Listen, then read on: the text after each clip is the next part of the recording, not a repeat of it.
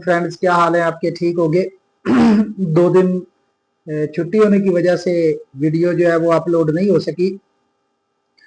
तो सबसे पहले तो मेरी गुजारिश है कि यासिन भट्टी एडवोकेट के नाम पे मेरा यूट्यूब चैनल है, उसे सारे दोस्त सब्सक्राइब करें, शेयर करें, लाइक करें, ताकि मेरी आने वाली सारी वीडियोस आपको जो है वो मिल सके। तो आज जिस पॉइंट पे मैं तमाम दोस्तों को थोड़ा सा अर्ज करना चाहता हूँ वो है श्योरिटी की बाबत। अब अगर एक बंदे के खिलाफ डिग्री सादर हो जाती है तो मुख्तलिफ तरीकाकार हैं, जैसे सेक्शन 51 सीपीसी में दिए गए हैं, जिनके तहत जो है वो डिग्री की जो है वो एग्जीक्यूशन की जाएगी। और सबसे पहले तो अगर डिग्री होगी एक स्पेसिफिक मूवेबल प्रॉपर्टी के लिए, तो जब तक वो प्रॉपर्टी स्पेसिफिक मूवेबल प्रॉपर्टी जो है वो डिलीवर नहीं होगी उस बंदे को मूवेबल या इमूवेबल प्रॉपर्टी, तो फिर तब तक वो डिग्री की सेटिस्फेक्शन नहीं होगी। अगर अगर वो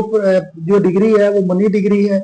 और या तो वो बंदे के खिलाफ खुद एग्जीक्यूट की जाएगी, या जब वो पेश होगा तो उससे अदालत जो है वो कंटेस्ट करने की जब इजाजत देगी, या जब वो कंटेस्ट करेगा, या डिग्री जब उसके खिलाफ पास हो जाएगी तो अदालत उससे जो है वो जमानतनामा तलब करेगी, जामन तलब करेगी। और जामन इस बात का पाबंद होगा कि वो जो है वो अगर जजमेंट डेटर जिसके खिलाफ डिग्री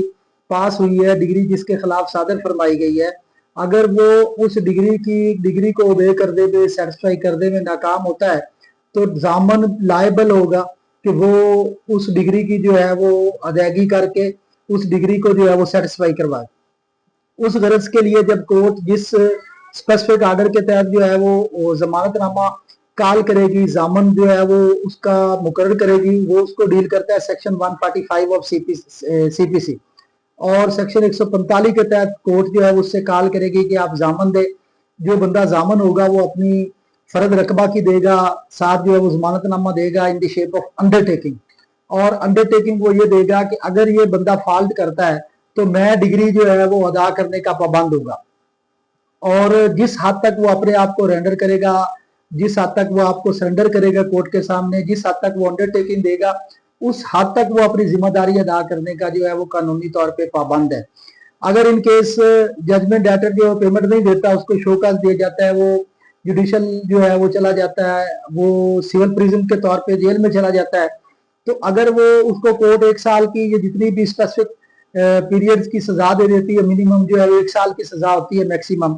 तो अगर वो सजा भुगत के बाद भी आ जाएगा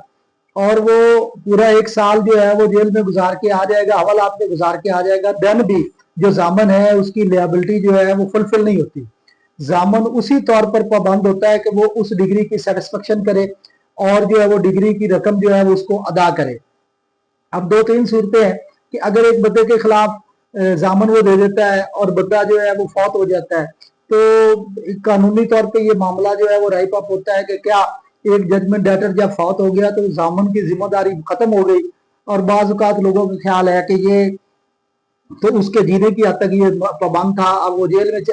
चला गया, कब्रिस्तान में, कब्र में चला गया, दुनिया फानी में नहीं रहा,